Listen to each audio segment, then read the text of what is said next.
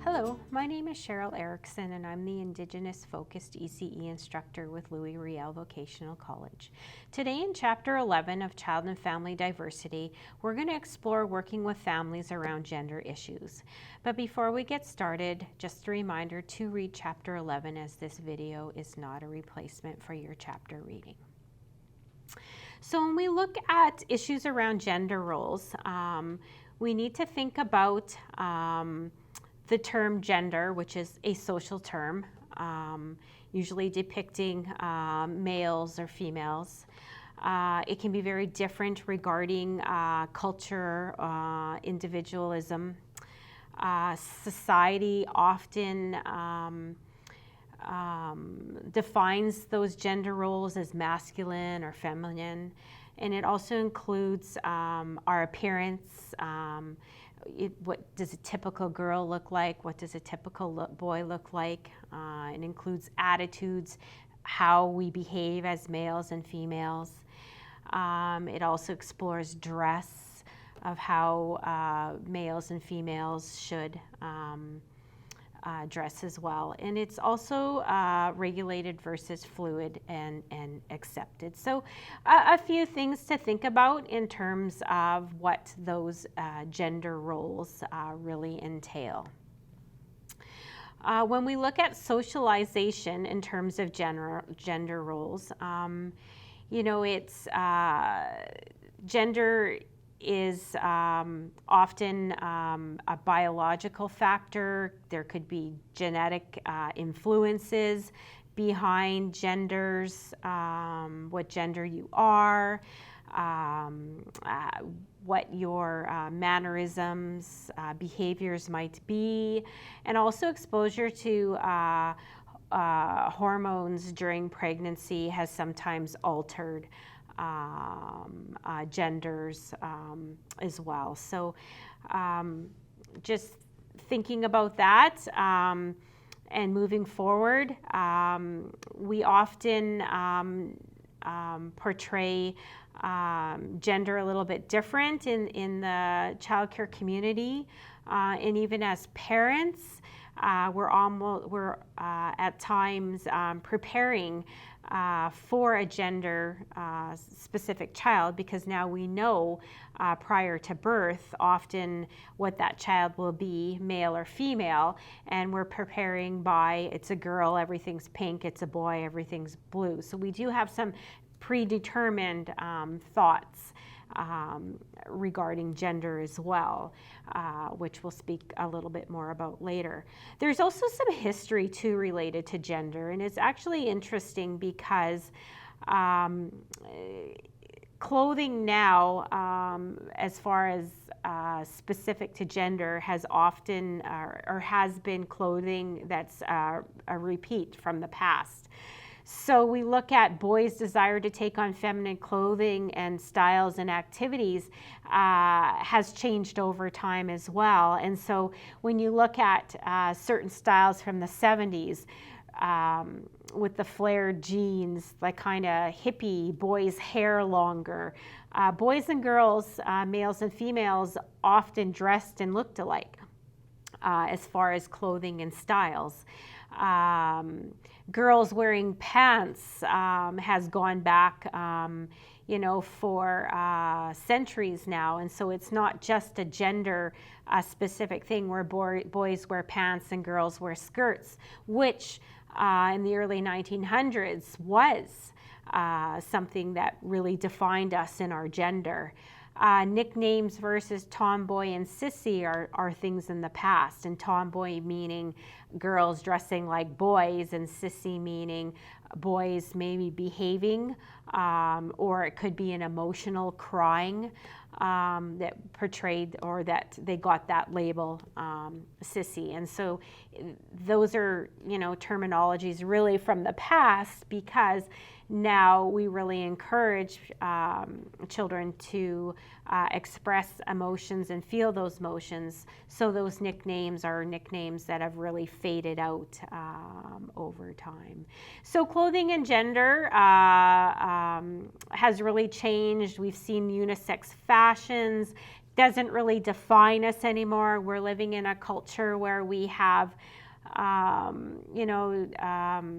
genders, non-binary type of genders as well, where you can wear what you want to wear when you want to wear it. So it's not really defining who or what you are anymore. It's just something that maybe you would wear, opposed to anything else. So just moving forward and exploring equity issues, or and gender roles. Traditional gender roles were narrowing and confining. You were molded into a role that you may have fit into or not fitted into. So, thinking about how over the last even 5 years, people are identifying that I was born male, but I'm not really a man. I identify more with a female. So, and society is accepting those types of roles that people feel that they are not fitting into, and allowing us as individuals to freely choose how we want to live our lives. As well as, you look back at history. In the past, things were very much different. You were born as who you are, and you lived your life as who, as you were born male, you were a male. There was no getting around that. So we see a real big change in the world, and it'll be, I'm sure, as time moves forward, we'll see many changes as well. If you even look back in history where women were in rights, women didn't have rights for voting and things like that too. So that's a big push forward. Women have rights and are voting as well. Lots has changed. So as far as gender and parenting styles, there was an article that I had in class, and this is something that you can see me later regarding, and it was Cinderella Ate My Daughter. And this speaks to the generation of Disney and princesses, and the handsome prince coming along and rescuing the princess, and they live happily ever after. And is this really, the statement that we want to teach our daughters, is that there's always going to be a handsome prince, and you're a princess, and you're going to live happily ever after? Is that really something that's going to happen in life? And we want our daughters to be independent, strong, independent women that can take care and look after themselves. So we really, want to move away from those kind of stereotypical girls play with dolls and girls are princesses, and just let girls be who they want to be and play with what they want to be, or play with what they want to. Does all girls' toys have to be pink? Do boys' toys have to be blue? So to really get away from those preconceived notions that that's the way it should be. We want to raise our children to freely choose what they want to play with and who they want to play with. And so it doesn't always have to be that princess scenario. And I think in most situations, when you're talking about Disney and princesses, they all need to be rescued. Cinderella, Snow White. I'm thinking maybe the only one that's more of a strong independent was Mulan. So what kind of messages are those movies giving our young girls? and I don't think it's positive messages. So we want to move forward in that and have toys and materials that reflect independence as well. So speaking a little bit about toys and gender roles, toys play an important part in defining gender roles. Often as little girls are growing up, we do buy them the dolls, we do buy them the kitchen sets, the easy bake ovens, and we tend to buy boys the cars and the construction sets and the hard hats. We want to provide toys and materials again and let children freely explore that. We want them to learn roles and skills from playing, but to mix it up. We want boys to learn how to use the easy bake oven and cook just as much as we want girls to learn how to use the construction sets and build.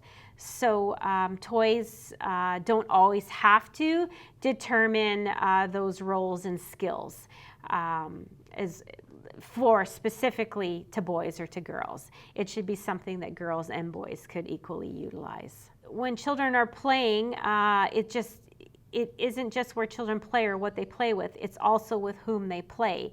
So in preschool years, I'm going to speak to this because it does say in our chapter that children do tend to split up and play more in gender with their specific gender, and really that's not the case with preschool. Even I say up into kindergarten, children will play with both genders. So you'll see boys and girls playing together in construction areas or housekeeping areas and role playing and interacting really well. It's once children really reach the school age that they tend to split up and play more specifically with their own gender. And then that's kind of where gender is more segregated. And then as they get older into the junior high and high school, it seems that they switch back again and they kind of interact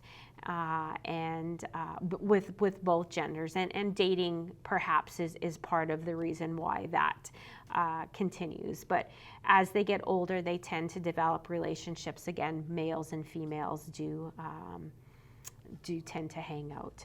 So it's an interesting turn how that works out. Language is a big influence on gender role and development. Language does shape our perceptions, and so when we talk about the toys and materials we put out for children to interact with, we want to remove those words such as fireman, policeman, chairman, and we want to make those for both genders. So to incorporate language which also teaches children that if I say firefighter, then it means that it's open for both boys and girls to play in. And police officer, again, for both genders. And then chairperson, again, is teaching our boys and girls that they can play in all places, they can play with all the materials, and they can have jobs. There's no limits because you're male or female. And so that's really important in empowering, especially our girls, into the jobs that they typically haven't applied to be part of in the past because it was labeled, man or a male only type of workforce. So we're moving, past those non-gender specific firefighter, police officer, chairman.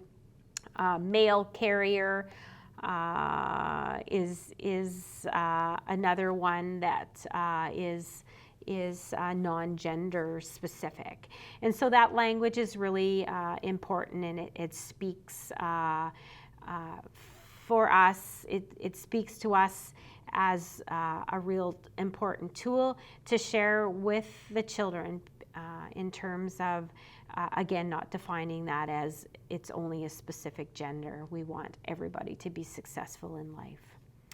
Teachers and ECEs should be empowering girls and boys too by teaching them that assertive language and modeling language. So phrases such as sort of or I guess aren't really speaking and being more indecisive than anything. We want that language to be firm and them to be expressing exactly what they want to. So something like, instead of, oh, your shoes are dirty, I really wish you would take them off, to just specifically say what it is you want that child to do, and just please take off those dirty shoes. So we're going to teach them the language that is needed, again, to be successful. So communicating directly and telling the children what we want to do is a really important practice in setting them up for success. Just speaking to different treatments that parents have had in the past towards sons and daughters in play, and sometimes we don't, as parents, participate in that rough and tumble type of play with our daughters that we do with the sons. So that, kind of wrestling and horse kind of play is often seen more with the boys than it does with the girls. And so we really want to offer that. Maybe the girls don't want to play in that type of play, but know that it is available if they want to participate in that. And so, we also want to encourage our sons to be active, assertive, and strong, but we want to teach our daughters to be active, assertive, and strong. And on the other side of that, those roles, again, that, I said earlier, where we're teaching our daughters to, we're putting out sewing activities for children to learn how to sew, and the arts and crafts, or the cooking, snack preparation and stuff like that. We should still be inviting boys to participate in that as much as we are girls, because those are, life skills that they would need to be successful. We all need to know how to fend for ourselves, so to speak. And so that's really important as far as girls and boys go.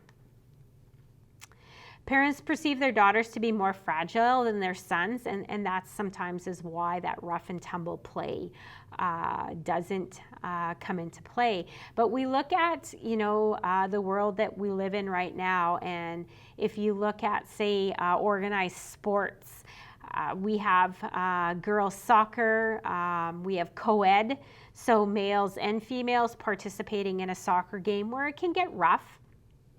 And going into it, that it's going to be rough, and that's a choice. So those are women and girls that are participating in that, even though they know that there could be some risks. You look at mixed sports for the younger children. So often when hockey starts, it's mixed up to a certain age where boys and girls do participate in that sport on the same team. And usually it's changes as they get older, because they would want a little bit more privacy as far as changing, change rooms and stuff like that. You're not always going to have the space to change into your equipment. So girls often tend to then move towards all girls because it's just easier around that type of thing. So we do see a lot of interaction, organized sports where girls still can participate in that rough and tumble, and they are capable of doing that. And we have to give them that opportunity and give them credit for being strong and independent and wanting to participate in those types of activities.